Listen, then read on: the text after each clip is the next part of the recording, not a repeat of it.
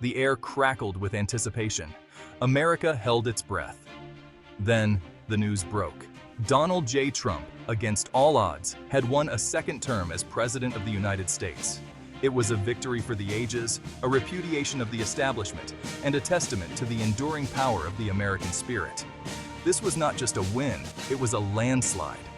Key states like Florida, Texas, and Pennsylvania turned red, defying the predictions of pollsters and pundits.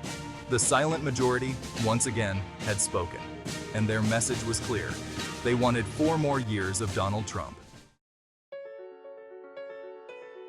As the weight of his victory settled in, President Trump addressed the nation.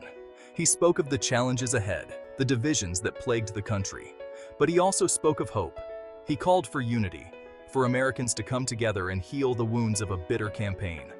"We are one people," President Trump declared, his voice echoing across the nation.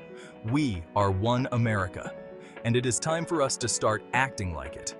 His words resonated with millions who longed for a return to normalcy, for an end to the partisan bickering that had come to define American politics. The road to victory was not easy. President Trump faced relentless attacks from the media, the Democrats, and even some within his own party. He was accused of being a racist, a sexist, a threat to democracy itself. But through it all, he remained defiant. He never backed down. He never gave up. He campaigned tirelessly, crisscrossing the country, holding rally after rally. He spoke directly to the American people, bypassing the media filter and connecting with them on a visceral level. He understood their frustrations, their hopes, their dreams. And they, in turn, saw in him a fighter, someone who would finally stand up for them. In his victory speech, President Trump took time to thank those who had stood by him through thick and thin. He thanked his family, his staff, and his loyal supporters. He singled out key allies like Vice President Mike Pence and his son Donald Trump Jr. for their unwavering loyalty. But most of all, he thanked the American people. He thanked them for their belief in him, for their trust in his leadership. He pledged to spend his second term fighting for them, for their families, for their future. President Trump laid out a bold vision for his second term. He promised to continue to build a strong economy, to create jobs, and to put America first. He vowed to secure the border, to rebuild the military, and to restore America's standing in the world. He spoke of his commitment to law and order, to protecting the rights of law-abiding citizens, and to cracking down on illegal immigration. He pledged to appoint conservative judges to the Supreme Court, judges who would uphold the Constitution and protect the values that made America great.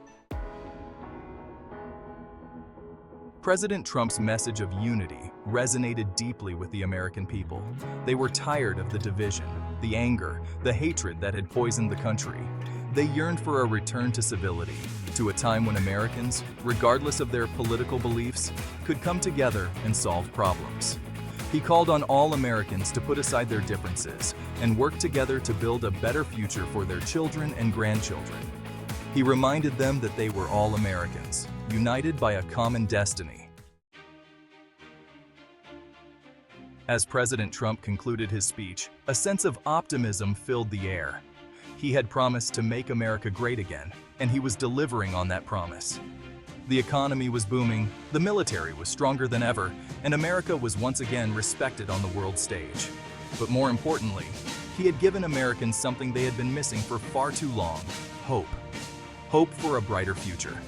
Hope for a stronger America. Hope for themselves and their families. It was the dawn of a new era, an era of American greatness.